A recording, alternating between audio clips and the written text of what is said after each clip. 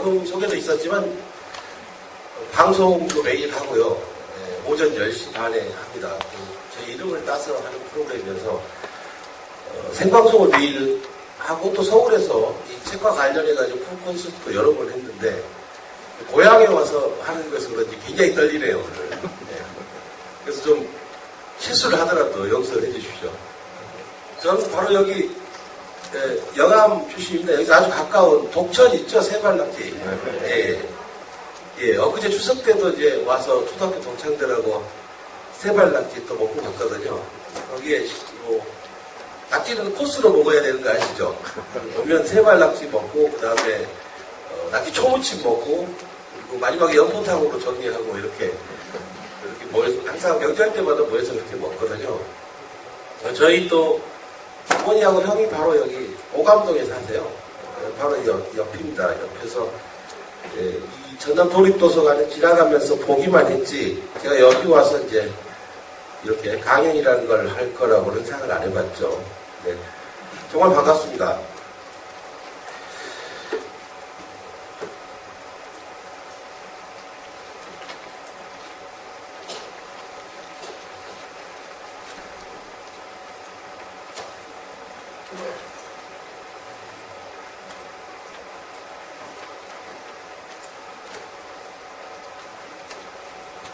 아까 이제 여기 오기 전에 관장님을 처음 만나서 인사를 했는데 관장님이 저한테 어떻게 이런 책을 쓰게 됐냐고 물어보시더라고요. 근데 저는 이제 기자 생활을 주로 사회부하고 정치부 이런 쪽에서 했었기 때문에 일이 저녁에 끝나서 끝난 게 아닙니다. 끝난 게 아니어서 계속 사람들을 만나야 되고 정치인들을 만나서 얘기하고 또 몰래 애우고 요즘은 녹음도 하고 그러는 모양인데 원래 정치부에서 녹음하고 그러는 건 반칙이거든요. 그래서 아무리 술이 취해도 이제 암기를 해야 되는데 가끔은 이제 왜 식당에 종이 같은 거 깔아놓으면 중요한 얘기는 그 밑에 모서리에 있는 종이에다 암기 이렇게 살짝 메모를 해가지고 다음날 아침에 기사를 쓰기 위해서 그렇게 살다가 제네바로 특파원을 갔어요. 근데 일단 저녁에 일이 끝나면 약속이 딱히 없고 그러니까 이제 책을 써야 되겠다는 생각을 하게 되더라고요. 근데 왜 이 책을 썼는가부터 좀 말씀을 드리도록 하겠습니다. 스위스에 처음 도착해서 특파원 생활을 시작할 때 본 여러 가지 것들이 충격적이었는데 제가 이 책을 쓴 것은 일반 독자들도 생각했지만 정책 담당자들 정책을 입안하고 만드는 분들, 국회에 있는 분들, 또 뭐 행정부에 있는 분들 이런 분들이 많이 봤으면 하는 그런 생각으로 책을 썼어요. 그런 정책적인 것들을 바라보는 관점이 스위스가 거기서 구현하고 있는 것들이 우리 사회와 아주 많이 다르고 이런 거를 우리 사회에서 정책을 만드는 분들이 봤으면 좋겠다 그런 생각에서 책을 썼는데 뭐 우스갯소리를 보태자면 제가 제가 책을 출간하고서 2012년 2월 말쯤에 책이 나왔을 겁니다. 근데 제 책이 어떤 반응을 얻고 있나 인터넷에서 검색을 해보잖아요. 따뜻한 경제. 그런데 거기에 제 책이 나오고 나서 한 3주인가 한 달인가 됐는데 이명박 당시 대통령이 청년 창업학교 졸업식에 가셔가지고 여러분 경쟁을 하더라도 따뜻한 경쟁을 해야 된다 이런 얘기를 하셨더라고요. 좀 기분이 야릇했어요. 난 그쪽 보라고 한 얘기는 아니었는데 왜 가족들한테 맛있는 거 대접하려고 좋은 음식 만들어서 상을 차리려더니 엉뚱한 사람이 와서 채가는 그런 느낌이었는데요. 아마 청와대에서 뭐 보좌관들이나 비서관 중에 그걸 보고서 건의를 했겠죠. 그런 단어나 이런 것들 사용해라. 저도 그렇게 들었어요. 거기 사람들한테. 근데 거기서 안타까운 건 이제 지금의 이제 새정치민주연합이라든가 이런 쪽에서 야당 쪽의 정책 기능이 굉장히 취약하기 때문에 그 야당의 사람들이 좀 많이 봤으면 하는 그런 마음이 있었습니다. 지금 이제 새누리당과 새정치민주연합이 있는데 새누리당은 정책 기능이 굉장히 뛰어나거든요. 여의도 연구소라고 하는 아주 탄탄한 싱크탱크가 있어요. 거기에 있는 연구원들은 밤이 되면 술도 마시지 않습니다. 그냥 공부만 해요. 데이터에 아주 뛰어나고 데이터를 분석하는데 열심이고, 또 요즘은 사람들의 여론을 파악하는 데 있어서 여론조사를 하지 않고 빅데이터를 많이 활용하지 않습니까? 여러분들이 카드를 어디 가서 사용하고 어느 버스를 쓰고 어디 가서 이 사람들이 인터넷에서 어떤 글을 남기는가를 가지고 민심의 흐름을 파악하는 거거든요. 여론조사를 하지 않아도 얼마든지 파악할 수 있어요. 근데 새정치민주연합은 관심이 없지만 새누리당은 이미 그런 것들을 정책 만드는데 적극적으로 활용을 하고 있거든요. 게임이 안 되잖아요. 그래서 새정치민주연합 쪽에서 제가 오랫동안 출입했던 당이어서 좀 봤으면 했는데 여전히 공부를 잘 안 하는 것 같더라고요. 그래서 이명박 전 대통령이 그 따뜻한 경쟁을 해야 된다는 얘기를 저없이 가서 하는 걸 보고 기분이 참 그랬습니다. 근데 이제 따뜻한 경쟁이라고 하는 이 책 제목은 사실 제가 제안했다기보다는 출판사 쪽에서 그렇게 하자고 했는데 이렇게 하고 나니까 사람들한테서 그런 질문을 많이 받았어요. 말장난하는 거 아니냐? 이게 가능한가? 과연 이게 일종의 형용 모순이지 않습니까? 경쟁이라고 하는 것은 치열하게 싸우는 것인데 따뜻하다라고 하는 것은 어울리지 않는 형용사인 거죠. 그래서 형용 모순이에요. 그래서 이게 과연 가능한가? 이런 질문들을 받은 적이 있습니다. 또 어떤 분들이 서평에다가 그렇게 남겨놓으신 분들도 꽤 돼요. 저는 가능하다고 생각합니다. 왜냐하면 우리가 너무 우리가 살아오는 과정이 너무 승자독식이나 이런 것에 익숙해져 있기 때문에 승자가 다 먹고 패자는 어쩔 수 없이 그런 상황을 받아들이는 것에 대해서 너무 당연하다 이렇게 생각하는 경향이 있죠. 그런 부분에 대한 의식을 깨고 저는 기자라고 하는 것은 특정 분야의 전문가는 아니고 대체로 유사 전문가이기 때문에 기자들을 유사 전문가라고 그렇게 얘기하죠. 전문가인 척하지만 사실은 전문가가 아닌데 저희는 다만 저희 직업이 가진 어떤 미덕이랄까 강점은 그 차이점을 잘 보고 널리 볼 수 있는 기회가 있다는 거예요. 그걸로 분석하고. 그래서 제가 할 수 있는 최선은 제가 직접 현장에서 스위스에서 제네바에 가서 특파원 생활을 하면서 내 눈으로 본 것들을 그냥 적는 게 최선이다 라고 생각해서 이 책을 쓰게 됐습니다. 특히 이제 스위스라고 하는 나라가 아주 나라가 작은데 스위스 가보신 분 있으세요? 혹시 손 한번 들어보신 분? 오, 굉장히 많으시네요. 네. 근데 그 중에 제네바라고 하는 도시는 딱 목포만 합니다. 목포만. 인구가 그러니까 제네바 칸톤이라고 해서 칸톤이 주인데 주를 얘기하는 건데 그 인근의 농업지역을 포함해서 30만이 좀 넘고 도시지역, 제네바 도시, 제네바 시티는 한 18만 이 정도밖에 안 될 거예요. 그러니까 그 사이즈는 딱 먹고만 해요. 근데 엄청난 국제 도시죠. 스위스라고 하는 나라는 동북 쪽에 독일어를 사용하는 쥐리 지역이 있고, 그리고 또 이 서쪽 끝에 제네바를 비롯한 보칸톤 이쪽에서 프랑스어 지역이 있고, 또 이탈리아어를 사용하는 티치노라고 하는 오른쪽에 동남부 지역에 또 있습니다. 밀라노하고 바로 붙어 있는. 그리고 아주 산골짜기 안에 로망슈라고 하는 언어를 쓰는 한 20만 명밖에 안 된다고 해요. 다 사라진 언어거든요. 근데 그 정도의 언어를 쓰는 국이 하나 있습니다. 근데 그 중에서 쥐리도 국제도시죠. 쥐리가 굉장히 더 널리 알려져 있고 금융의 중심으로 알려져 있는데 제네바는 그야말로 유엔이 처음으로 출범한 곳이기도 하고 전체 인구의 사이즈는 목포만 한데 전체 인구의 45%가 다 외국인이에요. 그래서 쥐리는 독일 문화가 굉장히 강해서 저녁에 밤 9시가 넘으면 화장실에 불을 못 때립니다. 아파트에서. 아래층에 상의를 하거든요. 근데 제네바는 괜찮아요. 그냥 여러 문화들이 섞여서 살기 때문에 그냥 그러려니 하고 삽니다. 그냥 뭐 페루에서 이상한 옷을 입고 원주민처럼 옷을 입고 또 아프리카에서 뭐 알록달록한 옷 입은 아줌마들 길거리에서 엉덩이 흔들고 춤추고 시위하고 이런 것들을 일상 보기 때문에 근데 그런 문화 속에서 제가 여러 가지 다양한 생각들을 할 수 있는 그런 기회를 가졌습니다. 우선 따뜻한 경쟁이 어떻게 가능할까? 목표가 하나면 따뜻한 경쟁은 불가능하겠죠. 목표가 하나고 누구나 다 그걸 가지려고 한다면 어떻게 거기서 따뜻한 경쟁을 하겠습니까? 경쟁이 다변화해야 되죠. 제가 책에서도 잠시 그런 거 썼지만 생쥐 경쟁이라는 게 있거든요. 생쥐 경쟁.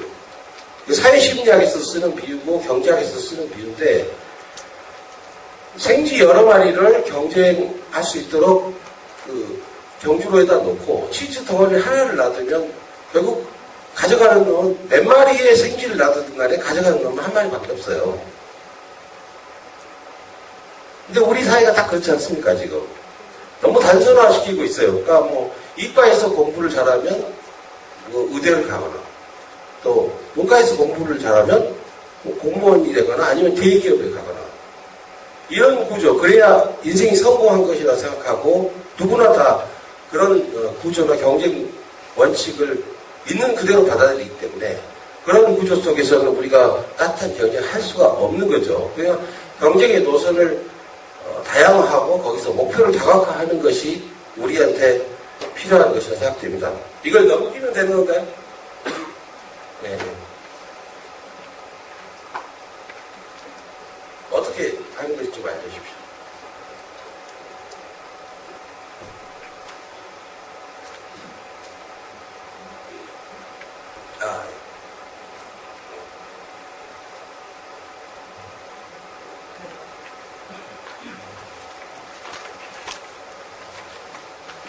그래서 앞서 제가 이 책을 정책을 만드는 분들이 열심히 봤으면 좋겠다 이런 얘기를 했는데 이런 걸 구현하기 위해서는 정책적인 안배가 필요합니다. 특히 행정을 하시는 분들, 정책을 위반하고 결정하는 분들이 그런 시각을 먼저 가져야 돼요. 근데 제가 해외에서 특파원 생활을 하면서 많은 공무원들이 해외에 나와서 파견 나오고 또 한 번 나오는 게 아니라 두 번, 세 번씩 나오는 분들이 굉장히 많은데 그분들과 대화를 했을 때 그분들 중에서 새로운 시각을 가지고 우리 사회에 보탬이 되는 지식과 정보를 가지고 귀국할 것이다 라고 하는 기대를 가지는 그런 분들이 그렇게 많지는 않았어요.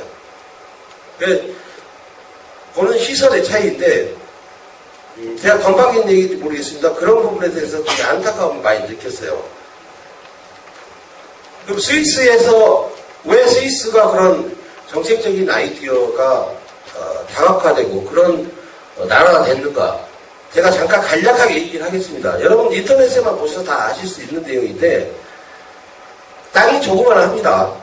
전라남북도 합한 것보다 약간 크고 경상남북도 합한 것 정도의 사이즈예요.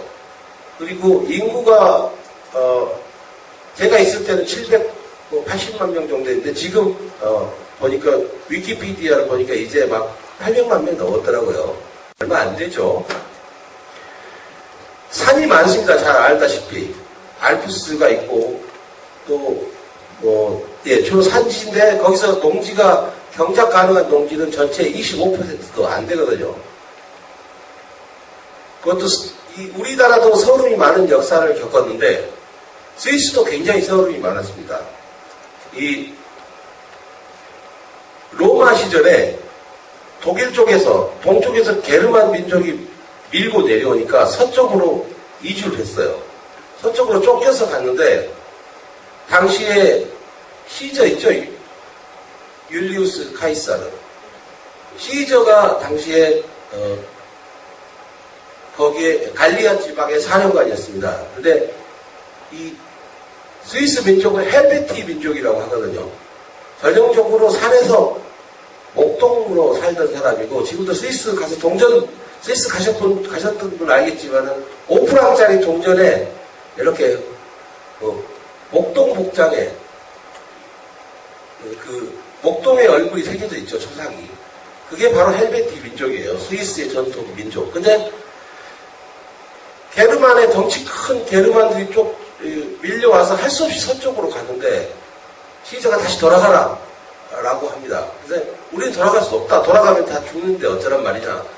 그래서 시저가 자기 휘하의 로마 군단을 시켜서 다 학살을 해요. 거의 다 죽습니다. 죽고 나서 한 30만 명 정도만 살아서 돌아갔다고 그렇게 얘기를 해요.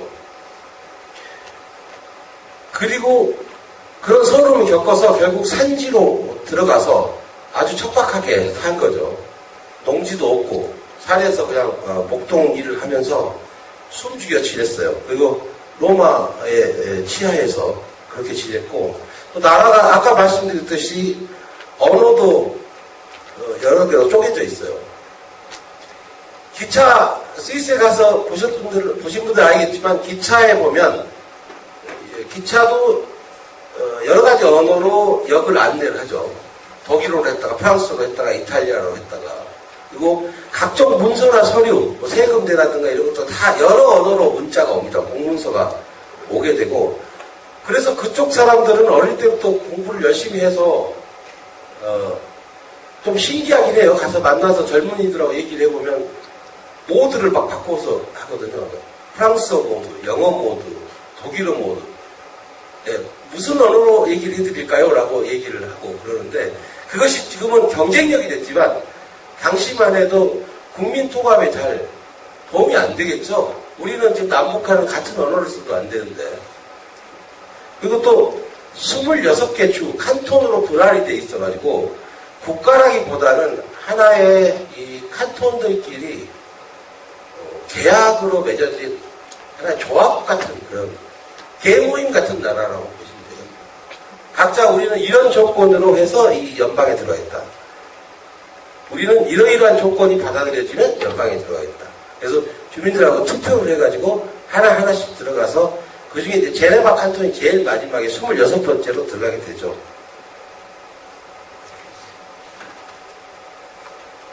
그런데 그런 나라가 지금은 이제 1인당 소득이 8만 달러가 좀 넘습니다.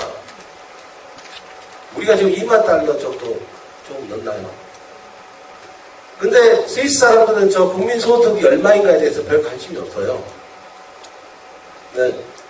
왜냐하면 저거는 뭐 금리의 변동이라든가 또 스위스 화폐 같은 경우는 안전자산으로 굉장히 인기가 높기 때문에 뭐 다른 나라가 금융위기를 겪으면 스위스 돈을 살거든요. 그리고 갑자기 스위스 돈의 가치가 올라가고 또 화폐가 가격이 떨어지면 금값이 올라가잖아요. 근데 스위스 은행들이 금을 많이 갖고 있으니까 금 보유량에 대한 그 평가액이 갑자기 올라가면서 수치가 올라가는 거지. 정작 스위스 국민들은 우리 소득이 1년에 7만 달러인지 6만 달러인지 8만 달러인지 별 관심이 없어요. 우리는 굉장히 관심 많이 갖고 있지만 국가 경쟁력도 최상위권이고 또 이미지를 굉장히 중시합니다. 국가 이미지. 저게 스위스 대통령이 한 말이에요. 스위스라고 하는 나라는 국가 이미지가 곧 스위스다. 우리가 잘 알다시피 그 이미지를 가지고 많은 브랜드 장사를 하잖아요. 시계가 그렇고 또 스위스에서 나온 것은 뭔가 좋을 것 같고 스위스에서 뭐 제약회사에서 만드는 건 먹으면 만병통치가 될 것 같고 알프스에서 나오는 허브차 이런 것들이 많이 발달했는데 가격을 몇 배나 불려서 팔아먹잖아요. 그죠? 스위스 은행에서 뭐 돈을 맡기면 굉장히 안전할 것 같고 사실은 그렇지는 않아요. 사실 그렇지는 않은데 이미지를 형성하는데 많은 에너지를 썼습니다. 국가가. 브랜드라는 거, 그러니까 고가 브랜드 마케팅을 한다 이렇게 보면 되겠죠. 국가 전체가. 이제 금융이 제일 많고요. 금융이 전체 경제에서 차지하는 비중이 제 기억으로는 약 13% 정도 될 것으로 그렇게 알고 있습니다.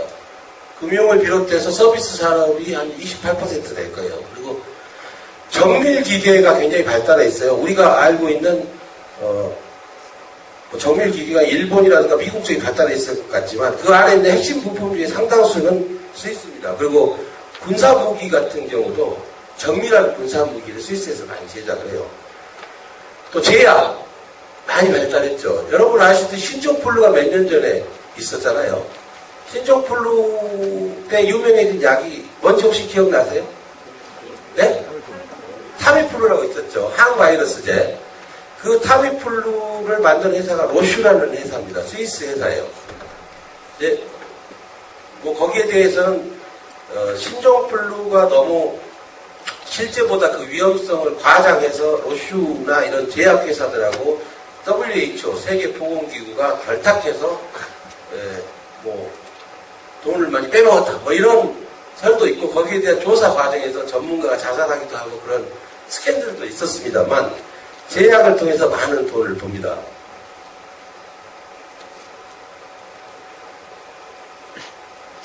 그 스위스 국민들 악착 같아요. 저도 거기서 특파원이 끝나고 귀국해서 2년이 지났는데 덜 낸 세금이라든가 각종 공과금 청구서가 지급도 날아옵니다. 끝까지 받아내요. 저는 귀국할 때 당신이 대한민국에 돌아가면 어느 집에 살 거냐고 주소를 알려달라길래 너 당신이 그걸 알아서 뭐 하겠느냐 자기들 필요하대요. 출국 절차에. 그래서 주소를 적어줬더니 고지서가 계속 날아오더라고요. 그리고 제대로 내지 않으면 그 다음에 입국할 때 좀 문제가 됩니다. 그래서 다 냈어요. 다 냈는데 호텔업이라고 하는 게 처음 생긴 나라가 스위스예요. 예전에 중세 때는요. 사람을 돈 받고 재워준다는 개념이 없었어요. 지나가는 과객이 우리도 그랬잖아요. 지나가는 과객이 이리 오너라 하면 여행객은 재워주는 게 인지상정이잖아요. 예전에 유럽도 그랬어요. 돈 받고 사람을 재우지 않았는데 스위스 사람들이 가만히 생각한 거죠. 우리가 먹고 살 것도 없는데 알프스 산맥을 통해서 이쪽으로 왔다 갔다 하는 사람들이 있고 이 지나가는 사람들을 돈을 받고 재워주면 이게 장사가 되겠구나. 그래서 처음으로 호텔이 생겼어요. 그래서 스위스에는 경제지표를 조사할 때 호텔에 머문 관광객들의 숙박 일수가 항상 중요한 지표 중에 하나로 들어갑니다. 자기들이 호텔업을 처음 만들었고 또 호텔업 관광업이 차지하고 있는 비중이 굉장히 높으니까요. 또 앞서 말씀드렸지만 언어가 굉장히 다양하고 서로 말이 안 통할 것 같은데 그것을 경쟁력으로 변화시킨 그런 장점이 있죠. 근데 26개 칸톤이 마치 대모임처럼 모인 나라다 보니까 다 찢어져 있고 서로 한 나라라는 의식이 상대적으로 약하다 보니까 국민을 하나로 통합시키기 위한 노력을 많이 해요. 여러분 스위스 국기 그 빨간 바탕에 하얀 십자가 각종 그 운동 경기나 이런 데 한번 유심히 보세요. 동계올림픽 특히 동계올림픽의 이런 경기에 보면 스위스 응원단만큼 자기 나라 국기를 많이 들고 나와서 흔드는 나라가 없어요. 그리고 각종 여행지에 스위스 가보신 분들 알겠지만 각종 여행지에 그 스위스 국기가 머그컵이라든가 뭐 온갖 곳에 국기를 집어넣죠. 뒤집어서 생각해 보세요. 우리나라에서 태극기가 관광지에 그렇게 많습니까? 아니잖아요. 우리는 굳이 단일민족이니까 국민통합을 그렇게 부각해서 국기를 전면에 부각시킬 필요는 없는 거예요. 물론 붉은 악마들이 축구 대표팀 경기를 할 때는 엄청 큰 대형 태극기를 인상적으로 펼치긴 하지만 그렇게 일상적으로 그렇게 할 필요는 없어요. 그건 역설적으로 그만큼 스위스가 느슨한 연대로 돼 있다는 겁니다. 지금도 뭐 주민들끼리 투표해서 나는 스위스에서 탈퇴할래 하면 탈퇴할 수 있어요.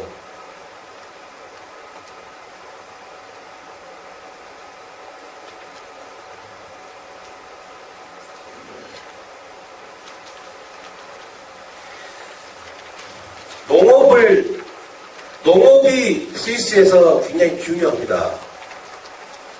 전체 산업에서 차지하는 비중은 1%밖에 되지 않는데 먹고 사는 건 금융과 제조업과 제약 이런 곳에서 먹고 살지만 농업에 대한 정책이 굉장히 잘 마련되어 있어요. 우리가 농자 천하지대본이라고 얘기를 하는데 대한민국은 농업에 대해서 과연 그 정책적으로 안정적으로 기반을 갖고 있는지에 대해서 고민을 좀 해볼 필요가 있습니다. 비록 1%밖에 비중이 되지 않지만 서유럽의 모든 거의 대부분의 나라들이 국가가 복지국가로 나아가는 기초 단계에서 맨 먼저 시작한 게 농업 분야를 안정시키는 거예요. 농업 분야가 그 사회에서 정확한 역할을 할 수 있도록 자리매김을 해주는 것, 거기서부터 늘 시작을 했습니다. 왜냐하면 가장 소외받는 계층이 될 가능성이 높기 때문에. 그래서 스위스의 농촌총각도 우리나라 농촌총각 못지않게 장가하기가 어렵습니다. 지금도. 그리고 또 스위스에서도 동유럽에서 시집온, 예, 우리나라에 뭐 베트남 때, 필리핀 때 계시지만 스위스에도 동유럽에서 시집온 이주 결혼해온 사람들이 많이 있어요. 아무래도 농사일은 어디서나 힘드니까. 근데 농업에 대해서 긍정적인 이미지를 주기 위해서 매년 스위스 농부들의 달력이 발간입니다. 달력, 칼렌더. 근데 거기에 이렇게 힘들게 노동하고 땀에 절고 뭐 이런 모습이 아니고 남자들은 굉장히 근육질에 여자들도 굉장히 노출을 좀 살짝 해가면서 섹시한 모습에 그런 농부들의 모습이 매달 사진에 있어요.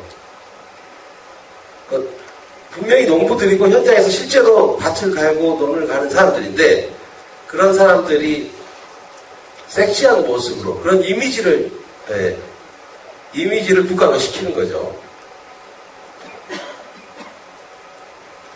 근데 기본적으로 스위스는 이제 금융업이 아까 이제 주된 산업이라고 하지 않았습니까? 농업에 대해서는 하나의 배려 차원인 거고 결국은 금융업인데 금융업을 어떻게 형성했느냐? 아시는 분들도 꽤 있겠지만 사실은 과거에 유대인들이 나치 시하에서 박해를 받다가 돈이 많잖아요. 스위스의 은행에 맡겨요. 중립국이니까. 스위스의 은행에다가 돈을 맡기고 수용소에 가서 독가스에 실해서 죽습니다. 그러면 그 돈 어떻게 되죠? 스위스 돈이 되는 거예요. 그렇게 해서 형성된 돈들이 굉장히 많습니다. 또 독재자들, 최근에 죽은 리비아의 가다피라든가,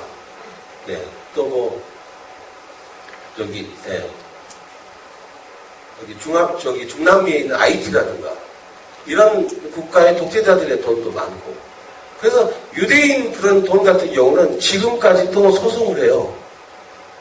그 가족들이 소송을 합니다. 유족들이. 우리 조상, 우리 할아버지가 이렇게 돈 맡겨놓고 돌아가셨는데 돈을 달라. 그래서 계속 스위스에서 은행에서 돈을 안 돌려주다가 이게 돌려준 지가 얼마 안 됐어요. 2010년인가 아마 처음으로 소송해서 돌려줬을 겁니다. 그것도 국가 이미지 관리를 위해서 돌려줬어요.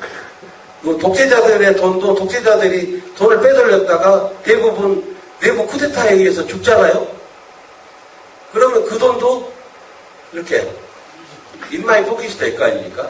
그것도 안 돌려줬다가 최근에 국제사회 압력에 의해서 그 나라, 이렇게 뭐 리비아라든가 아이티라든가, 아이티가 지진에 피해를 입었으니까 지진 복구에 지원 자금을 얻고, 리비아가 반군이 일어나서 혁명이 일어나서 나라가 그렇게 됐으니까 국가 재건 자금으로 우리가 지원을 하고, 이런 방식으로 결국 그 나라 돈인데, 그 독재자가 그 나라 국민들한테 수탈한 돈인데 그 돈을 자기네 국가 이미지를 높이면서 생색을 내면서 이렇게 돌려주는 방식을 취하고 있어요. 근데 문제는 어떻게든 개처럼 벌어서 정승처럼 쓰라고 했다고 그런 방식으로 해서 돈을 벌지만 농업에 대해서 각별하게 배려를 하고 있죠. 과거에는 스위스가 농업정책이 엉망진창이었어요.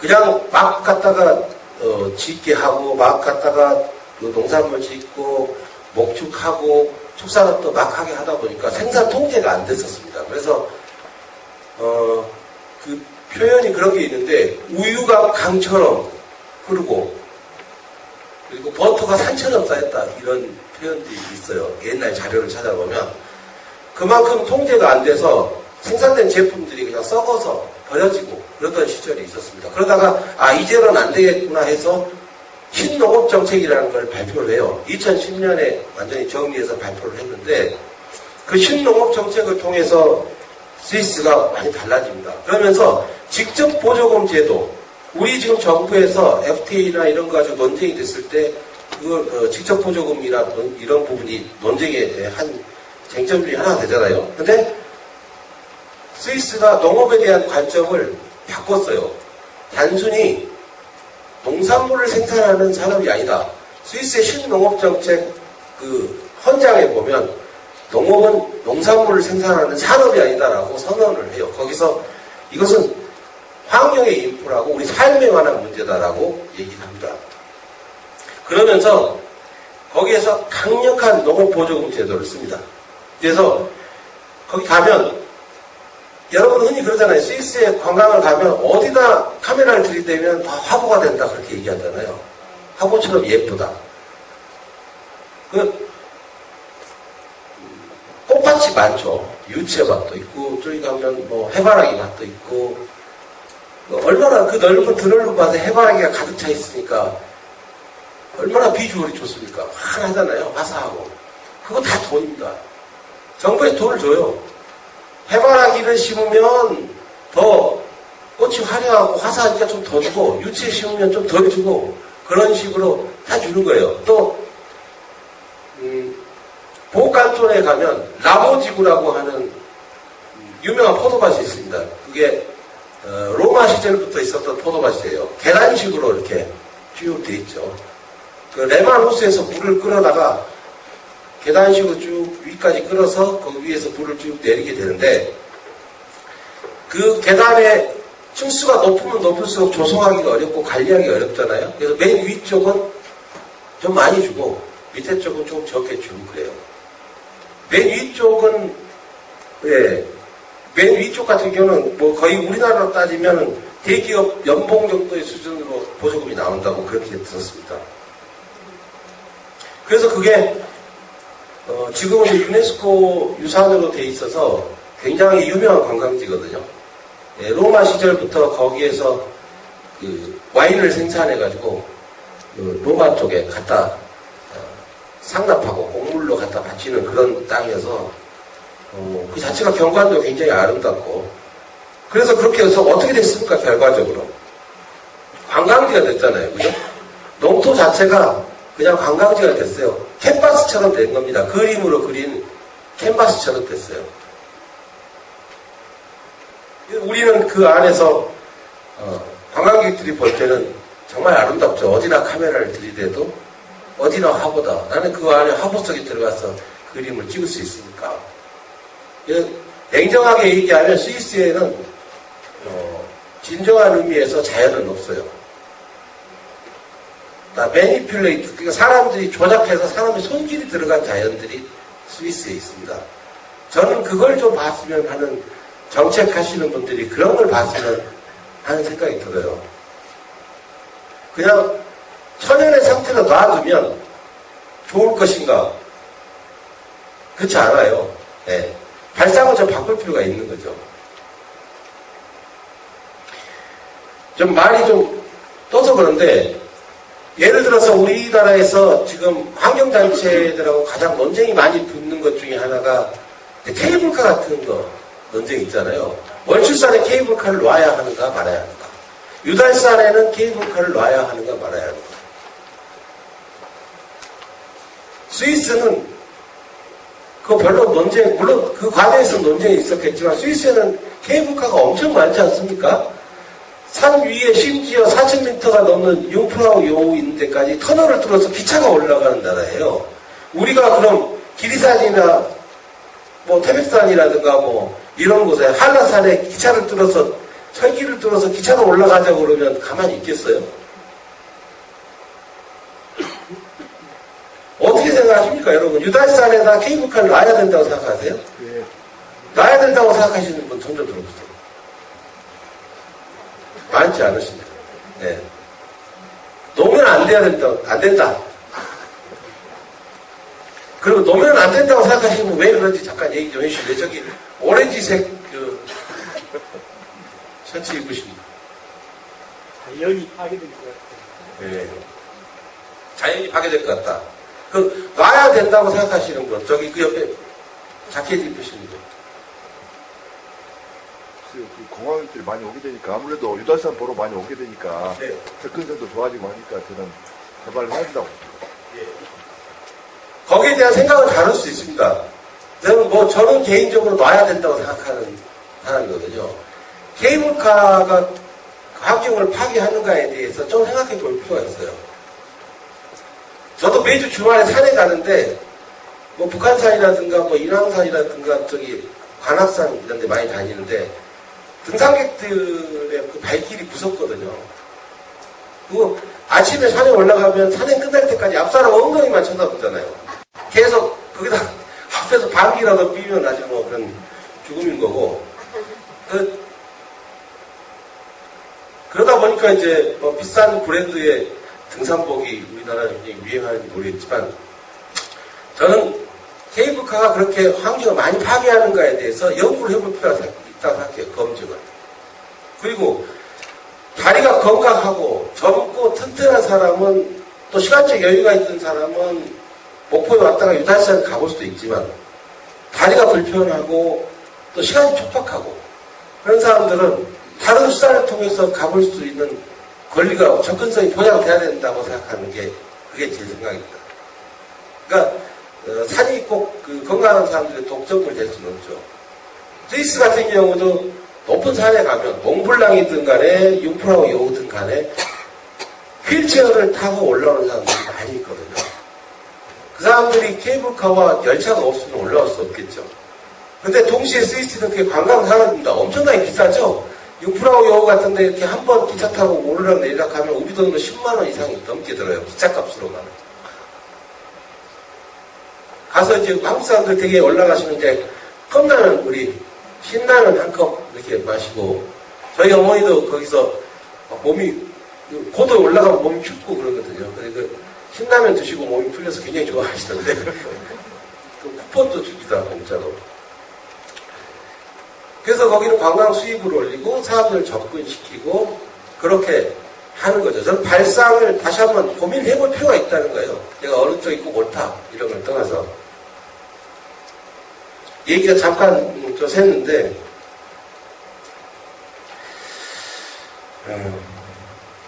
이제 경쟁에 대한 얘기, 특히 경쟁에 대한 얘기를 할 텐데, 경쟁 얘기를 하다 보면 이제 교육 얘기를 하지 않을 수가 없습니다. 왜냐하면 교육이라고 하는 것이 경쟁을 위한 기본틀이고, 우리가 자녀들을 교육시키는 이유는 사회에 나가서 경쟁하기 위해서 기본적인 지식을 쌓고 그런 능력을 갖추고 그리고 대비시키는 거기 때문에. 대학 진학률 같은 경우는 우리가 80% 넘잖아요. 예전에는 제가 대학을 갔을 때, 제가 86학번인데, 제가 대학을 갔을 때는 대학 진학률이 대체로 한 20%대? 30%가 안 됐던 것 같아요. 4년제 대학의 경우에. 그런데 지금은 이제 80%가 넘죠. 웬만하면 다 대학생입니다. 대학생이고. 그런데 스위스 같은 경우는 지금도, 진학률이 20%대예요. 물론 이제 영국의 케임브리지 대학의 장하준 교수 같은 경우는 스위스가 대학 진학률이 40%대다 이렇게 얘기를 하는데, 그거는 그 대학의 기준이 좀 다릅니다.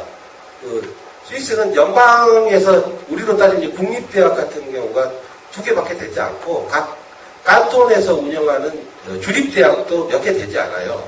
10개인가? 그 정도밖에 안 되거든요.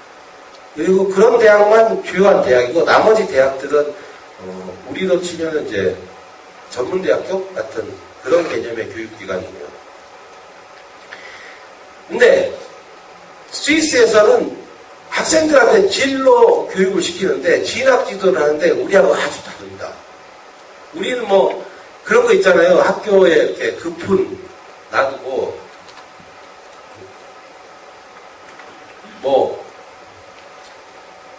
대학을 잘 가면 남편의 직업이 달라진다. 여학교 그런 거 있잖아요. 사당 모으라기니 이런 거 4시간 자면 붙고 5시간 자면 떨어진다. 그렇게 하지 않습니다. 거기는 제가 물어봤어요. 거기에서 한국인 아줌마하고 스위스 남자하고 결혼해서 낳은 딸이 있어요. 근데 얘가 이제 고등학교를 막 들어갔는데 그 친구는 딸내미인데 혼혈하고 아주 예뻐요. 그래서 한국의 아이돌을 굉장히 좋아해서 엄마의 목인 서울에 오면 강남의 SM타운 앞에 가서 이제 뭐 거의 뭐 날을 새고 이런 친구인데 자기네 학교에서 어떻게 진학 지도를 하느냐 그러면 선생님이 이제 쭉 보여줍니다. 네가 대학을 갔을 때 몇 년을 공부하고 얼마의 돈이 들고 대학을 졸업한 후에 네가 받을 수 있는 예상 연봉이 이러이러하다. 그리고 네가 거기 가지 않고 직업 전문학교를 가서 직업 전문학교에서 이렇게 교육을 받았을 때 네가 어떻게 연봉 사회에 나가서 어떻게 진출할 수 있고 어떤 분야에 진출을 해서 연봉을 받고 나중에 또 재교육이 필요할 때 어떻게 할 수 있다. 그래서 대학을 가는 숫자를 정부 차원에서 은연중에 통제를 하는 거예요. 웬만하면 대학 가지 마라. 안 가도 얼마든지 행복하게 살 수 있다. 그리고 네가 다시 교육을 받고 싶으면 얼마든지 재교육하는 과정에서는 우리가 지원해주마. 그럴 수밖에 없는 게 대학이 대부분 아까 연방대학 그러니까 우리로 따지면 국립대학이 두 군데 그것도 둘 다 공대입니다. 쥐리 공대하고 로잔 공대 둘 다 공과대학인데 그 두 공대와 그리고 각 칸톤에서 하고 있는 그 주립대학의 대부분의 학비를 정부에서 대주거든요. 돈 안 내요. 그러니까 제네바 주립대학도 제네바 칸톤에 있는 대학도 우리 돈으로 1년에 한 100만 원 정도 됩니다. 학비가. 학기당 100만 원입니다. 하여튼 얼마 되지 않아요. 개인의 경제 수준으로 비교를 해보세요. 8만 달러에 100만 원이면 우리로 따지면 한 20만 원 되는 거잖아요. 그죠? 그렇게 해서 진로 교육을 시키고 경쟁이 굉장히 다양화되어 있다는 걸 보여집니다. 저 같은 경우는 기자 생활을 하고 있는데 언론계가 학벌주의가 좀 심한 편이에요. 언론계가 묘하게 언론고시라는 말을 써서 언론계는 쉽게 들어갈 수 없다 이런 이미지가 굉장히 강하고 또 공부를 많이 해야 되는 것도 사실이지만 막상 들어오면 저는 뭐 동국대학교를 나왔지만 대부분의 한 10명을 뽑으면 저희 회사도 한 5명 정도는 서울대인 것 같아요. 4명, 5명. 그리고 나머지 뭐 연대, 고대 뭐 그리고 기타 대학이 1명 뭐 이런 정도. 근데 스위스에서는요. 고등학교 나와서 또 전문학교, 직업 전문학교 출신들이 다 기자생활 합니다. 제가 동료 옆에 같이 이렇게 UN 기자실에 제 부스가 있고 연합뉴스 제 특파원으로 가 있을 때 제 부스가 있으면 제 옆에 있는 사람은 오스트리아 사람이고 제 옆에는 노르웨이 여기자 있고 그 옆에 스위스 기자가 있고 또 세네갈에서 온 아주 바람둥이 젊은 기자도 있었고 85살 먹은 영국 기자도 있었어요. 근데 그 중에서 실제로 대학을 나온 사람은 2명밖에 없었어요. 오스트리아 기자와 영국의 자기 칭호를 받은 85살 기자.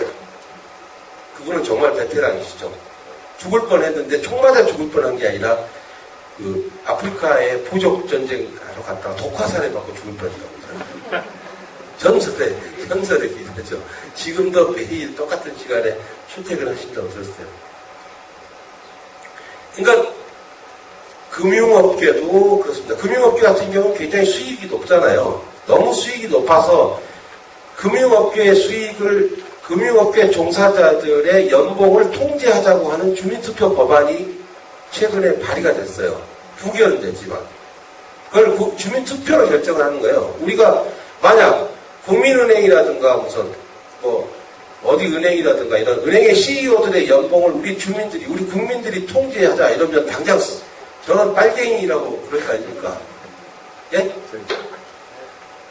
근데 스위스는 그렇게 했어요. 비록 부결됐지만. 근데 그 금융업의 고액 연봉자들도 상당수는 대학을 나오지 않고도 대부분의 금융업에서 중추 역할을 해요. 1년에 수억 대 넘는 그런 연봉을 받아가면서. 그러니 굳이 대학에 가서 지들 빼려고 하진 않을 거 아닙니까? 그게 바로 경쟁을 다양화하는 방법인 거죠. 그걸 국가가 정책적인 방향으로 그렇게 자꾸 유도를 한다는 것이 거기에 포인트가 있다고 보시면 됩니다. 방금 전에 주민투표 얘기를 잠깐 했는데 시민들이 참여해야 그런 방향으로 나라를 끌고 갈 수가 있어요. 제가 이 책을 쓰고 나서 제가 굉장히 뿌듯했던 그 기억이 뭐냐면 이 책이 나오고 나서 얼마 있다가 우리나라에서 어떤 논쟁이 있었냐면 대형마트의 영업시간 통제하는 거 있었잖아요. 통제됐죠. 그래서 지금 주말 쉬는 그런 대형마트들이 많잖아요. 그래서 그나마 주말이나 휴일 때 그 근처에 작은 상인들이 좀 먹고 산다 이런 얘기들을 해요. 난 사실 지금보다 더 컨트롤 해야 된다고 생각합니다. 근데 그 얘기가 처음 논쟁이 나왔을 때 대형마트 영업제한법이 나왔을 때 모 마트, 외국계 마트의 그 대표가 그런 얘기를 했어요. 이건 사회주의적인 발상이다. 거짓말입니다. 왜냐하면 스위스는 아침에 8시에 마트 문 열어서 저녁 7시 되면 칼같이 문 닫거든요. 7시 넘어서면 물건을 살 수 없어요. 그리고 주말에 쉬고 연휴 때 쉽니다. 그래도 주변에 상가에서 다 먹고 살 수 있어요. 필요하면 미리미리 사두면 되잖아요. 근데 스위스가 사회주의 국가냐? 전혀 아니에요. 스위스는 유럽에 있는 국가 중에서 가장 미국식 자본주의 논리가 통용되고 있는 그런 국가예요.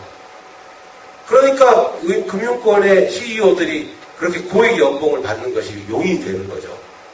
어떻게 사회주의적인 성격을 가진 나라에서 그런 연봉이 통용이 되겠습니까? 근데 그런 자본주의 성격, 미국식 자본주의 성격이 아주 강하고 승자가 다 먹는 구조, 그런 부분에 대해서 용인을 하는 나라인데도 그런 CEO의 연봉을 통제하자고 하는 주민투표법이 발의되면 투표를 하고 또 마트 시간은 당연히 통제하고 또 제네바에서 마트 시간을 연장하자. 이 생활 너무 불편하지 않냐? 우리가 퇴근해서 잠깐 좀 여유있게 가야 되는데 오후 5시에 끝나서 땡 하면 퇴근하니까요. 땡 하면 퇴근해서 가더라도 좀 여유있게 친구도 좀 만나고 그러고 마트에 갈 수 있어야 되고 뭐 그것까지는 좋은데 그래도 뭐 크리스마스라든가 이런 연휴 때 그 중에 하루라도 더 영업을 하게 하자. 그걸 보수당 쪽에서 보수 정당 쪽에서 냈는데 부결됐어요. 주민들이 부결시킨 거거든요. 그거 좀 우리가 1시간 빨리 가면 되고 하루 먼저 장 봐놓으면 되는 거지. 마트에서 종사하는 노동자들도 쉬어야 되는데. 또 하나 낯선 게 뭐냐면 우리는 마트에 가면 아주머니들이 서서 이렇게 하시잖아요. 하루 종일 서서 어디 손님이 왕인데 거래를 하는데 왜 앉아서 하느냐? 앉아서 해야죠. 입장을 바꿔놓고 생각해 보세요. 거기서 하루에 몇 시간 동안 있는데 뭐 무릎에 관절도 아프실 테고 일종의 존엄성, 인간의 존엄에 관한 문제 아닙니까? 그런 것들은. 근데 우리는 소비자 왕이라는 것만 얘기를 하잖아요.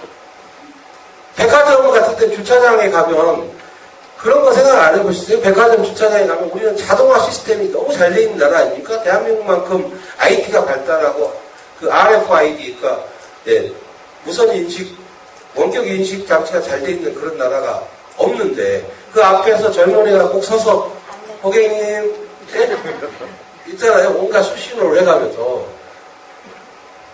그게 꼭 필요합니까?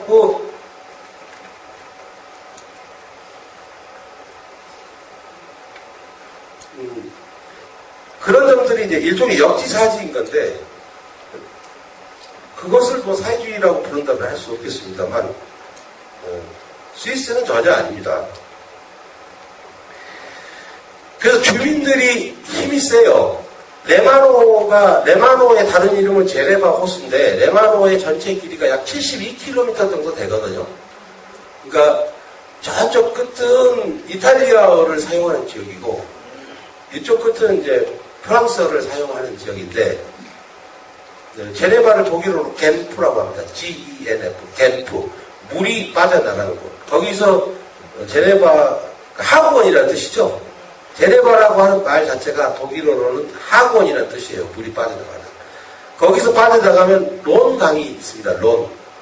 론 계곡이 쭉 펼쳐지죠. 여러분 와인 사면 론 계곡산에서 꽃대드롱 이런 꽃대가 계곡인데 론 지역에 그 엄청난 와인 산지와 프랑스 남부의 농업 주산지가 있거든요.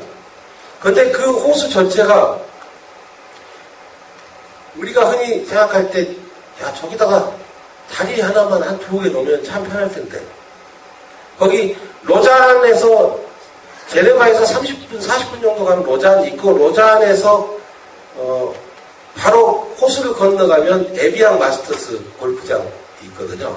한국 선수들이 많이 우승을 하죠. 신지에도 있고 최근에 김효준가요? 우승을 했고 근데 거기까지 다리를 놓으면 좋지 않을까 이런 생각을 하게 될 텐데 놓지 않아요. 주민들이 계속 반대를 하거든요. 그 답답하게도 빙글빙글 돌아다니고 보트를 타고서 배를 타고 건너가고 이렇게 합니다. 왜 그럴까요? 어쨌든 주민들이 거기서 반대했던 논리는 투표가 여러 번 있었는데 2003년에도 있었다고 하고 투표가 여러 번 있었는데 반대한 논리는 환경이 제일 중요하고 경관이 중요하다라는 거였어요. 뭐 출퇴근길에 좀 막히는 거야 뭐 어쩔 수 없지라고 생각하고 그래서 그 다리를 피하기 위해서 외곽 고속도로를 한참 빙글 돌아야 됩니다. 빙글. 그래서 거기에 대해서 별 말이 없어요. 그거는 효율의 문제 아까 케이블카하고도 연관시켜서 볼 수 있는데 효율로 따지면 싱싱씩 빨리빨리 가는 게 좋겠지만 사실 그거보다는 경관을 유지하고 그 경관을 유지해서 그 경관을 활용해가지고 골프 대회를 유치하고 또 그걸 보기 위해서 사람들이 배를 타고 뱃삭을 치르고 건너가고 또 배를 타고 가면서 배 안에서 뭐 유람을 하듯이 와인이라도 한 잔 마시고 가고 그럼 돈을 쓰게 되고 그게 더 낫다고 생각하지 않을까요? 그러니까 효율을 따져서 빨리 가고 시간을 좁히고 거리를 좁히면 좋을 것 같지만 꼭 그런 건 아닌 것 같습니다. 저 지금 KTX 타고 내려왔는데 물론 KTX가 없었으면 오늘 제가 이 강연을 하러 내려올 생각을 하지 못했겠죠. 좋은 일이고 그건 필요한데 시간을 단축시킨다는 것은 공간을 압축시키는 거거든요.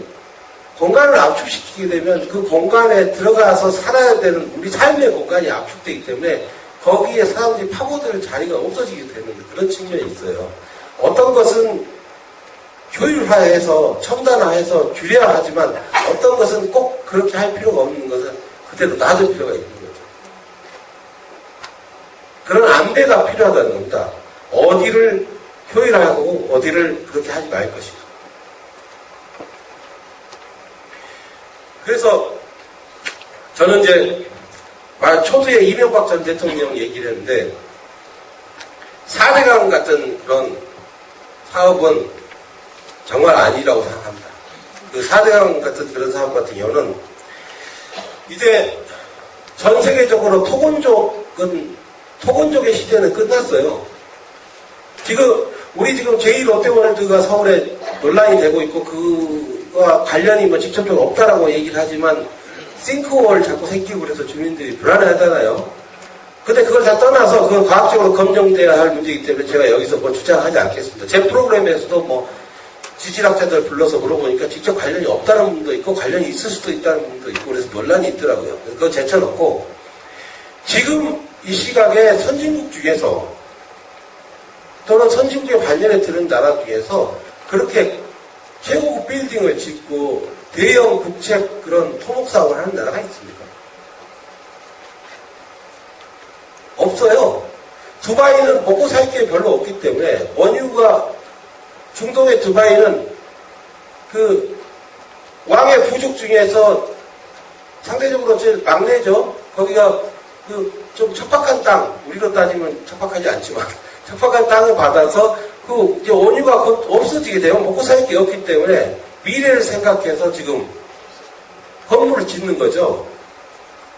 건물을 지어서 그걸 관광산업으로 만들잖아요. 저희도 두바이 특파원이 있는데 거기는 정말 1년 내내 에어컨이 없으면 살 수가 없다고 하더라고요. 그 밖에 나갔다가 집 안에 들어가면 안경에 소리가 그냥 김이 확 껴서 그러니까 전혀 다른 마치 우리가 그 SF 공상과학 영화에서 보는 것이 하나의 이 거대한 타운을 만드는 거죠. 지금은 이제 그 아예 지하 공간 자체를 그 타운으로 만들어서 그 밑에는 완전히 공조가 다 공기 조절 장치가 되고 심지어 스키장까지 만든다고 하잖아요.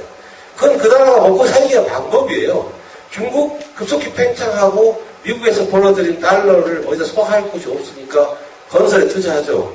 우리 서유럽, 미국 요즘 만천으로 짓는 나라가 어디 있습니까?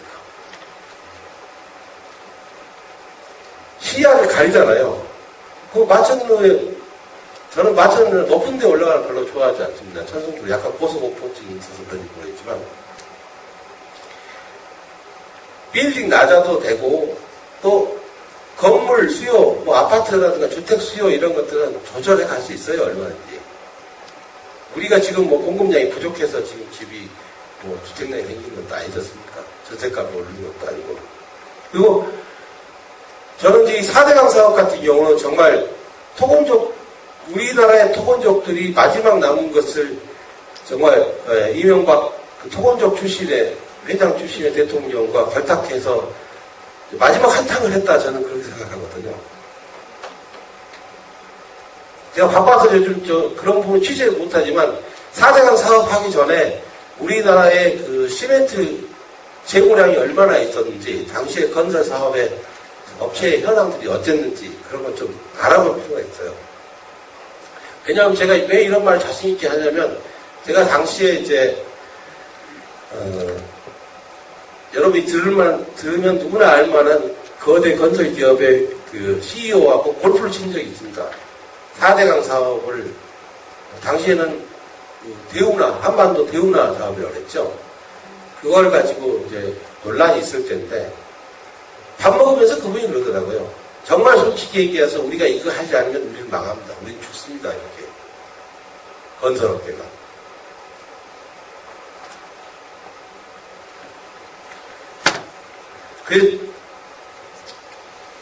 그런 것이 이 사회적으로 큰 악이 되는 이유가 뭐냐면, 우리가 다른 분야에 투자할 수 있었어요. 그 20조 원 넘는 돈을. 훨씬 많은 분야에. 복지라든가 뭐 첨단 산업이라든가 또는 생명공학이라든가 온갖 부분에 투자할 수 있었던 자원을 거기다 투자를 한 거잖아요. 그것 때문에 지금 공기업들이 부채 때문에 허덕이는 거고. 결국 정치라는 게 뭡니까? 정치라는 것은 우리 사회 구성원들 이해를 조절하는 것이고, 우리가 한정된 자원을 어디에 집중할 것인가를 결정하는 겁니다. 그게 바로 정치고 정책인 거거든요. 그때 스위스 같으면 저런 일이 없었겠죠. 주민들이 가만두지 않았을 텐데 그래서 우리가 시민들의 힘을 좀 더 키워야 된다 하는 생각을 더 하게 되네요. 또 제가 시간이 별로 많지 않아서 조금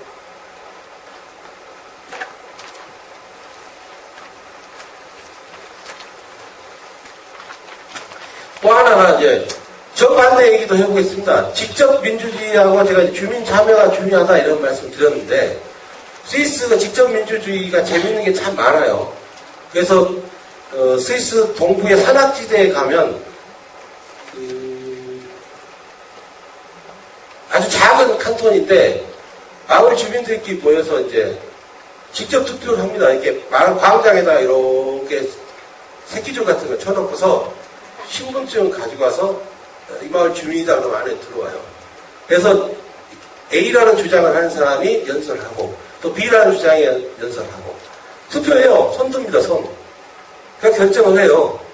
그래서 이제 제일 재밌는 게 제가 책에서 잠깐 소개했지만 그 알프스에는 알몸으로 등산하는 사람들이 종종 있어요.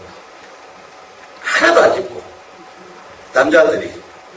그래서 이제 등산 가방만 메고 등산화 신고 머리부터 발끝까지 하나도 안 입어요. 그러니까 아줌마들이 놀랄 거 아닙니까? 깜짝깜짝 산길에서 이렇게 마주치면. 근데 그 사람들이 되게 스위스 사람들이 아니고 오스트리아나 독일 쪽에서 넘어오는 사람들이에요. 좀 독일 사람들과 오스트리아 사람들의 정신세계가 좀 독특한 사람들이 많이 있거든요. 그래서 그렇게 그야말로 자연의 복장으로 등산을 하는 사람들이 있어서 이건 통제를 해야 되겠다. 그래서 그걸 주민투표로 결정한 예가 있어요. 전형적인 광장 민주주의죠. 그래서 걸리면 200프랑, 우리 돈으로 한 24만 원 정도 되겠네요. 벌금을 내기로 결정을 한 적이 있습니다. 그런 거는 약과인데 그냥 재밌는 거죠. 근데 직접 민주주의가 꼭 좋으냐? 저는 꼭 그렇지는 않다고 생각합니다. 일단 기본적으로 대의제 민주주의가 분명히 서야 돼요. 거기에 직접 민주주의가 플러스가 돼야지. 그렇지 않으면 왜곡이 되는 경우도 많습니다. 그 대표적인 게 이민 정책에 관한 투표를 최근 들어서 많이 하거든요. 유럽 사회 전체가 굉장히 보수화돼가고 있기 때문에 그 중에서 스위스도 마찬가지입니다. 스위스 국민당이라고 되게 유럽에 있는 정당 중에 국민자가 들어가면 보수 정당이라고 보시면 거의 80% 틀림이 없어요. 왜냐하면 너무 설명하면 길어지니까 국민이라고 하는 용어 자체가 그 안에 들어있는 그 의식 자체가 우익적이거든요.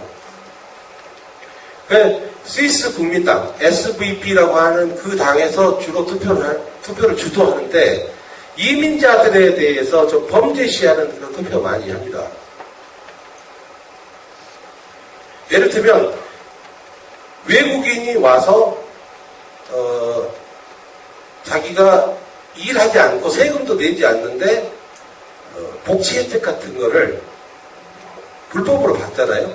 그럼 강제 추방할 수 있어요. 근데 강제 추방이라고 하는 것이 굉장히 우리도 생각하면 아무것도 아닌 것 같이 느끼겠지만 강제 추방하는 과정에서 저항을 막기 위해서 특수하게 설계된 비행기가 있어요. 스위스가. 그래서 비행기 안에서 이렇게 왜 우리 정신병원에서 환자들 구속복으로 통제하듯이 꼼짝도 못하게 묶어놓은 상태에서 이렇게 송환을 시키거든요. 그래서 송환 중에 죽은 사람도 있어요. 패닉 상태에 빠져서. 그건 중범죄자를 취급하는 겁니다. 중범죄자로. 뭐 살인이나 테러를 저지른 사람 같은 걸로 취급을 하는 거잖아요. 인권적으로도 문제가 되고 그게 여러 번 스위스 언론에서 논쟁이 된 적이 있어요. 과연 나이지리아 사람인가 아프리카 사람 하나가 죽었어요. 송환하는 과정에서. 과연 이렇게 물론 국가 재정이 세는 것은 문제고 또 스위스 사람들이 돈에 대해서 굉장히 압착 같은 건 사실이지만 그렇게 복지 혜택 우리로 따지면 이제 의료보험 안 들고 세금 안 냈는데 병원에 가서 좀 몰래 치료받고 그런 거잖아요. 근데 그걸 강제로 추방할 만한 그런 조건이 되는가?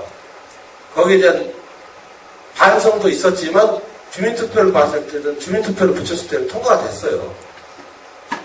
그래서 직접 민주주의가 꼭 좋은 건 아닙니다. 옳은 방향으로 가는 것만은 아니에요. 포퓰리즘에 좌우될 가능성이 있는 거죠. 그래서 그런 부분에 대해서도 좀 고민을 해봤으면 하는 생각에서 집어넣었어요. 한동안 노무현 정부에서 직접 민주주의가 절대시되고 광장에 나와서 뭔가 목소리를 내야 우리 의사가 관철될 것 같고 그러지 않으면 비겁자인 것처럼 생각되는 것 그것은 또 옳지 않다고 생각합니다. 노무현 정부가 남긴 부작용 중에 하나가 대의제 민주주의가 약화되는 거거든요. 그래서 지금 국회가 엉망진창이지 않습니까? 야당이 그 대의제 민주주의를 구현할 정당이 제대로 역할을 못하니까.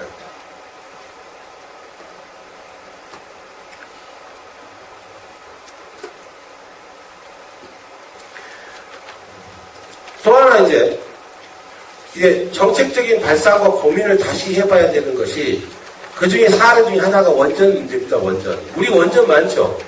그래도 전라도는 괜찮아요. 영광밖에 없으니까. 근데 최근에 부산 쪽에 집중호우 나서 고리인가요? 고리 원전 침수됐잖아요. 그거 그냥 침수됐나 보다 하고 뉴스에 침수돼서 발전이 중단됐다 이렇게 보시잖아요. 원자력 발전소가 침수된다는 게 얼마나 무시무시한 일이라고 상상해 보셨어요? 후쿠시마의 원전이 거기 터졌을 때 쓰나미 때문에 저희 회사의 도쿄의 특파원이 거기 현장에 취재를 하고 갔다 왔는데 돌아와서 이제 현장에 취재한 기자들은 피폭 검사를 합니다. 연기 서열이 바뀌었어요. 근데 물론 그 친구는 이미 아이도 낳고 다 더 이상 애를 낳을 생각이 없기 때문에 또 그 친구 뭐 배짱도 좋더라고요. 뭐 연기 서열이 7개 이상 바뀌면 문제인데 그 친구는 3개밖에 안 바뀌었기 때문에 난 괜찮아요. 이렇게 얘기를 하는데 여러분이 가서 피폭이 돼서 내 DNA 연기 서열이 바뀌었다 이렇게 생각하면 얼마나 끔찍하겠어요. 그죠? 근데 우리는 너무 원전에 대해서 굉장히 무감각하거든요. 근데 후쿠시마에서 그 터지니까 먼 스위스에서 바로 원전 폐기 정책을 발표를 했거든요. 2025년까지인가 원전문 다 닫기로 했어요. 프랑스가 원전이 많고 스위스도 원전이 꽤 많습니다. 근데 지금 스위스하고 독일이 원전 폐기 정책을 발표를 했고 유럽은요 과학기술에 대한 믿음이 굉장히 강하고 뭐 퀴리 부인이 유럽 출신이기도 하고 과학기술에 대한 확신이 굉장히 강해서 원전이 우리처럼 멀리 떨어져 있는 게 아니라 동네에 있어요. 동네에. 그만큼 원전에 대한 믿음이 굉장히 컸는데 후쿠시마에서 이게 뽕 날아가는 거 보고 생각이 바뀐 거죠. 일단 거기에 대해서 우리가 얼마나 둔감한가. 불량 부품은 엄청 납품됐다고 하고 원전 마피아들이 온갖 분탕질을 쳤다고 하고 한전 직원이 한전과 한수원 직원이 엄청난 돈의 그 뒷돈을 받았다고 하는데 그리고 저기 집중호우가 나면 원전이 침수가 되고 있는데 별 감각이 없으시잖아요. 국회에서도 논의 안 하고. 부품이 어디 들어가 있는지, 어디 불량 부품이 들어가 있는지 알 수가 없잖아요. 근데 우리보다 훨씬 우리는 일본 바로 옆에 있는데도 그렇게 둔감한데 훨씬 먼 데 사는 유럽에서 그런 정책을 바꾸잖아요. 그러니까 대통령이 공언을 했어요. 바로 회의에서. 공식적으로 발표하고 우리 원전 다 폐쇄한다. 그리고 나서 뭐라고 얘기했냐면 그게 심사해요. 그 다음 말이 참 신선하더라고요.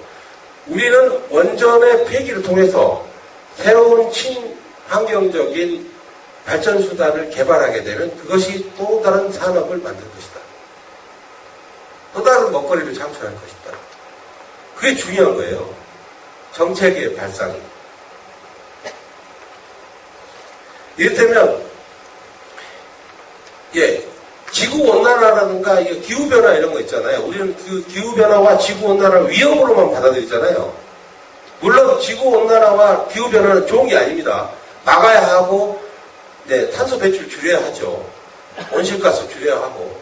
그런데 기후변화가 진행되는 건 할 수 없어요. 우리 벌써 한반도 땅도 아열대가 되지 않습니까? 전에 잡히지 않던 물고기들이 잡히고 사과가 재배되는 지역이 점점 북상하고 여름에 날씨의 패턴이 바뀌잖아요. 집중호우가 생기고 태풍은 상대적으로 영향이 미약해지고 그러면 우리가 그걸 꼭 위협으로만 받아들여야 됩니까? 위협은 위협대로 대비해야 되지만 거기서 새로운 산업이 생길 겁니다. 그죠? 주택의 구조가 바뀔 것이고 농업을 하든 뭘 하든 간에 여러 가지에서 우리가 거기서 새로운 산업의 발상을 할 수 있어요. 또 농업이 바뀌게 되면 새로운 병충해가 생기고 그러면 거기에 대해서 대비도 해야 될 것이고 없던 질병이 생길 것이고 바로 그런 식의 발상이 스위스식 발상이죠.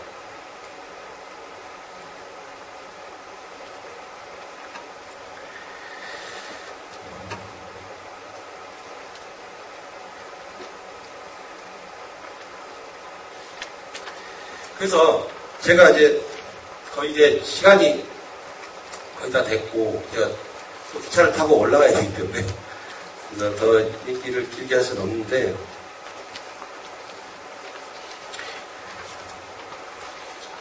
딱 2개만 더 얘기를 하고 가도록 하겠습니다. 스웨덴을 우리가 흔히 복지국가를 많이 얘기를 하는데 제가 정책 담당자들의 발상, 정치를 끌고 가는 분들의 발상이 굉장히 중요하다라고 말씀드렸는데 스웨덴의 복지국가를 설계한 그 아버지를 에른스트 비그포스라는 사람이 있어요. 우리나라에서 연구가 부족해서 관련된 책이 별로 많지는 않습니다. 몇 권 안 되는데 이 비그포르스라는 사람이 스웨덴 사회민주당의 정치인 반, 학자 반, 그런 사람이에요. 우리로 따지면 이제 기획재정부 장관으로 지냈고, 국회의원도 지냈고, 연구자도 하고 그랬었는데, 이런 걸 추진하는 과정에서 정책적인 어떤 새로운 발상도 필요하지만, 사회에 여러 가지 생각을 가진 사람들의 이해를 조절하는 조절 능력이 굉장히 필요합니다. 조절 능력이. 거기서 암소협약이라고 하는 게 대표적으로 유명하거든요. 당시에 스위스 사회민주당은 굉장히 진보적인 정당이고 농민당은 극우 보수 정당이었어요. 농민당은. 심지어 히틀러의 나치 정당과 동맹을 맺을 정도로 협약을 맺을 정도로 보수 정당이었어요. 그런데 사회민주당이 복지국가를 만들기 위해서는 공공의 일자리를 늘려야 되잖아요. 공공의 일자리를 늘려야 민간에서 만들 수 있는 일자리 한계가 있으니까 공공의 일자리를 늘리려면 다른 당의 도움을 받아야 돼요. 원내 제1당이긴 한데 과반 다수당이 아니었어요. 그러니까 농민당하고 손을 잡습니다. 전혀 대화할 수 없는 당하고. 그래서 농민당의 이해를 보장을 했죠. 그래서 암소 협약, 카우딜이라고 그래서 암소 협약이라는 걸 냈습니다. DJ가 자민련하고 손잡은 게 비슷하죠. 예? 사실은 자민련이라고 하는 정당의 색깔은 지금의 새누리당, 과거의 한나라당보다 훨씬 보수이거든요. 그런데 DJ는 손을 잡았죠. 그리고 집권을 했고 사회적 대타협을 시도했어요. 북유럽 사회에 대해서 공부를 많이 하신 분이어서 DJ는 아마 잘 알고 있었을 거예요. 비그포르스에 대해서. 아주 일찌감치. 정책을 바라보는 관점도 바뀌어야 되지만 정부가 조율을 하려고 하면, 중재적 역할을 하려고 하면 아무리 적대적인 생각을 가진 정치 세력과도 얘기할 수 있다. 그런 얘기를 하고 싶었습니다. 끝으로요.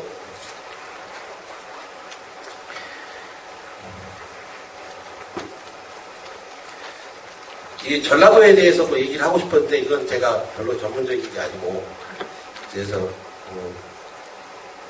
그 얘기를 좀 하고 싶습니다. 그러니까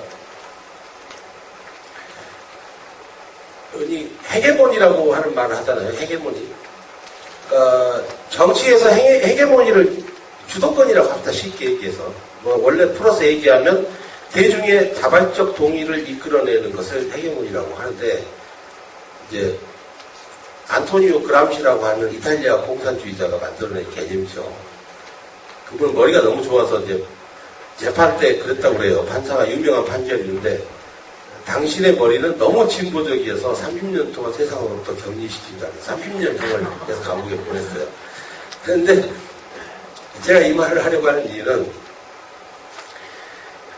이런 정책적인 아이디어라고 하는 것은 서로 베끼기도 하고 지금의 여당과 야당, 진보와 보수 서로 베끼기도 하는데 헤게모니를 잡으려면 헤게모니의 용어 자체가 상대의 자발적 동의를 끌어내는 거잖아요. 그 자발적 동의를 끌어내려면 설득을 해야 되니까. 근데 설득을 하려면 이런 말 써도 되는지 모르겠는데 싸가지가 있어야 돼요. 근데 지금 싸가지가 없다고 그러잖아요. 진보 세력가. 예? 왜 유시민 전 의원이 그런 얘기, 제가 이제 국회 한참 출입했을 때 유시민 전 의원 굉장히 똑똑하잖아요. 의원총회에서 이렇게 나와서 얘기합니다. 여러분들이 국회의원이고 제가 유시민 전 의원이에요. 얘기하는데 거기 그 자리에 앉아있던 김영춘 전 의원, 이번에 부산시장 나오려고 했던 저렇게 옳은 말을 저렇게 싸가지 없이 할 수 있나.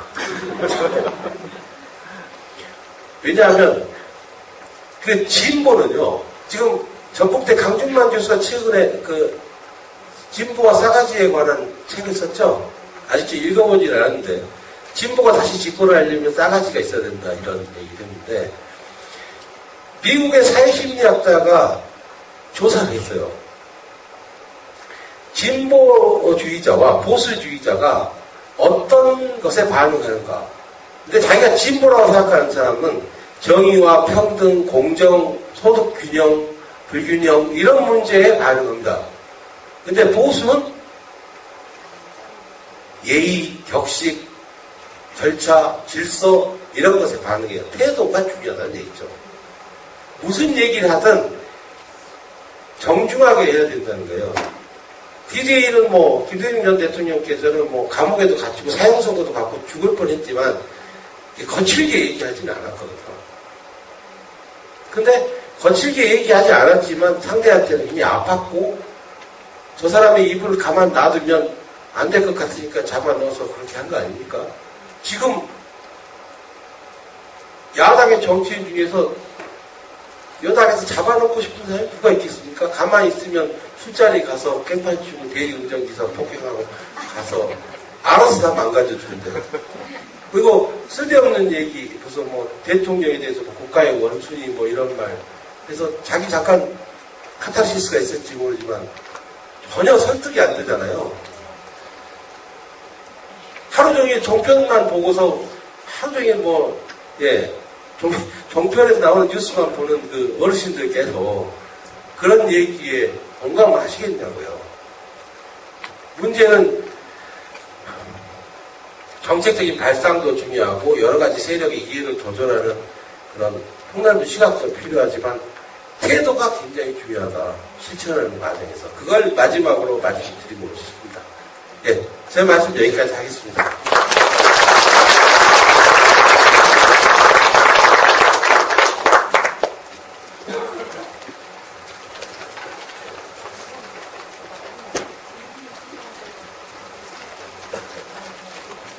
질문 있으신 분들은 두 분만 받도록 하겠습니다.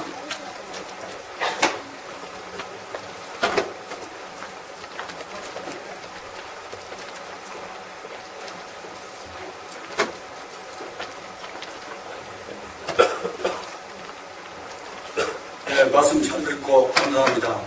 근데 이제 제가 좀 궁금한 게 뭐냐면 지금 우리나라에서 세월호 문제 때문에 굉장히 사회적 갈등이 많고 진영으로 갈라져서 국력 낭비가 심한데